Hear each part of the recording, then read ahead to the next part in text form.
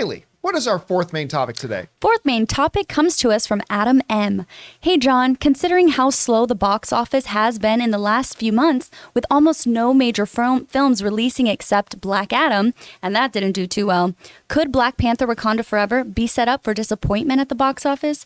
I mean, I know it's going to make big money, but can it have like a top 20 biggest opening or join the $1 billion club? Thanks. John, do you think Wakanda Forever will be a disappointment at the box office? What are your thoughts? Well, listen, they're not wrong.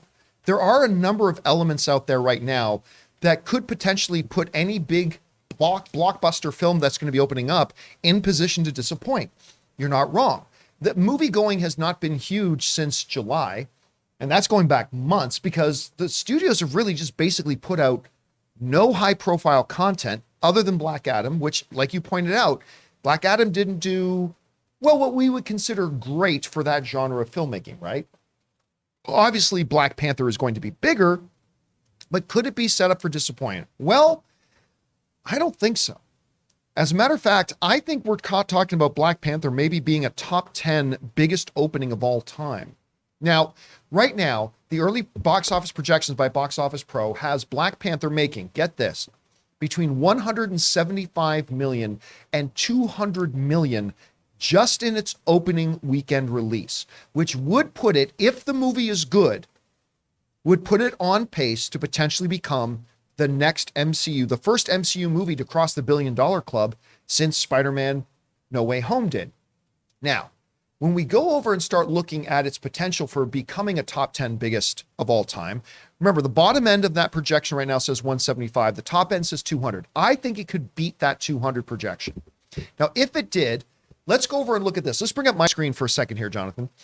We look at this. So the biggest opening of all time that I think is probably a record that will never be beaten is Avengers Endgame at 375 million. That's the number one. I don't think it's ever going to be beaten.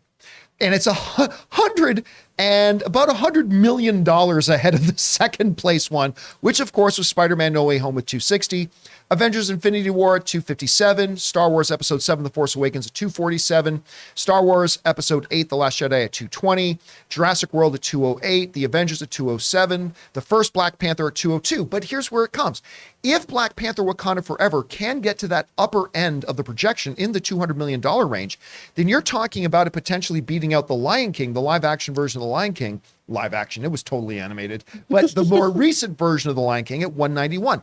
That would make, if it makes 200 million flat, that would make Wakanda Forever the number 9 biggest opening in the history of cinema, which, still in pandemic recovery mode, you know, we may have the pandemic in our rearview mirror for most of us, but we're still in recovery mode.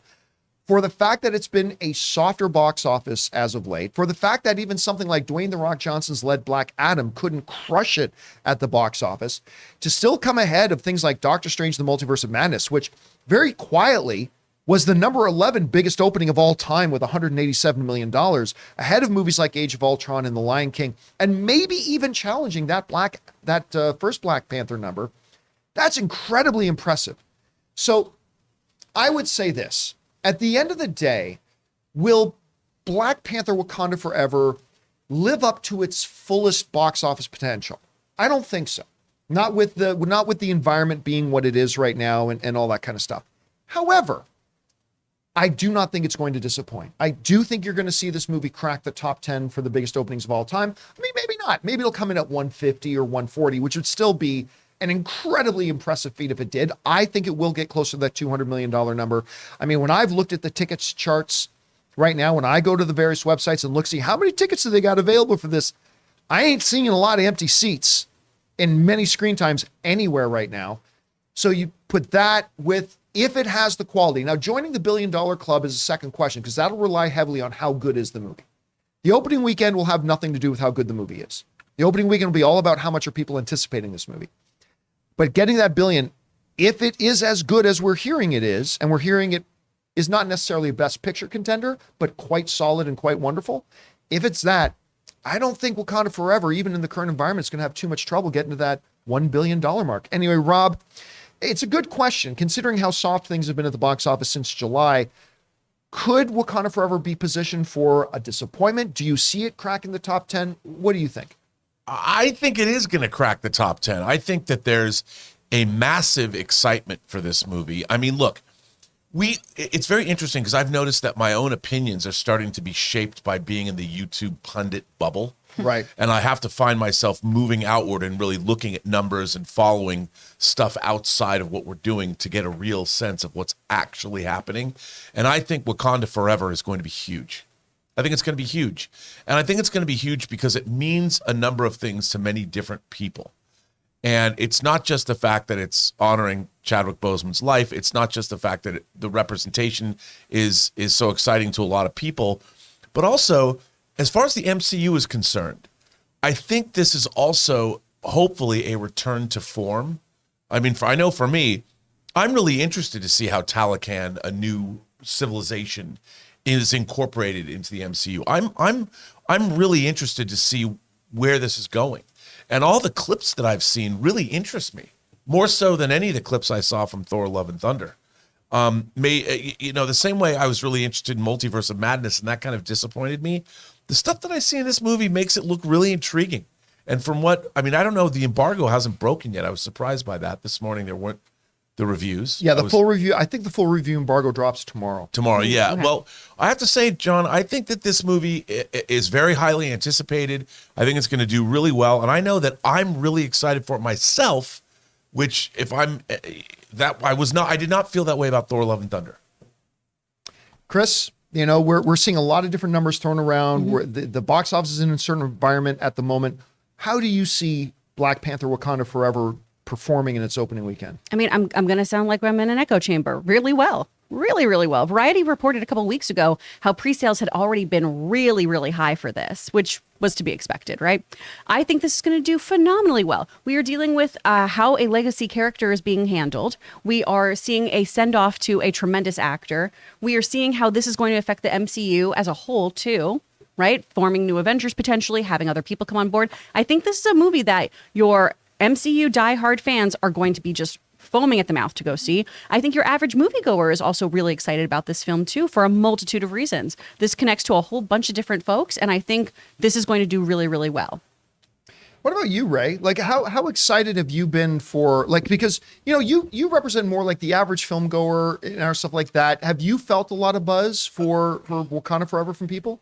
I think this movie for me is going to be like a little bit of an emotional one. Obviously, I was very taken back by Chadwick's death. I mean, a part of me was left on that day, same as a part of me was left when Kobe died. We stay there. Part of us stays there. I think this will be one of the movies where I finally move on, and with the franchise, I want the excitement. I don't know, just because of the tone of the movie. Like I don't get pumped for sadness, you know what I mean? Right. Yeah. I don't get excited for sadness. At the same time, I'm looking forward to seeing where this franchise goes. I love Ryan Coogler. I mean, I'm on board. I just have to watch it at the right time where I'm not tired. We'll find a way to get through this movie. I mean, it's 2 hours and what? 2:30? 2 hours and 30 minutes? 2:30, 2:40, something like that. It's a long one. You know what? I'm gonna give it a try. But if I don't make it, it's 2 Chipotle burritos. I'll wait for it to come. And we're all gonna watch it. We're all gonna, So you're out for the 11:20 showing that I was gonna get tickets for us? Coming in at 75 quibbies is Black Panther. I still remember, I was at the premiere for the first Black Panther. It's funny, we ended up sitting beside Donald Glover, which is still to this day, if you go to my wife's Twitter, to this day, the top pinned tweet on her thing is, sat beside Donald Glover at the Black Panther world premiere. I think I can officially call this our first date. So, I mean, there's that for. Anyway, guys, question is for you.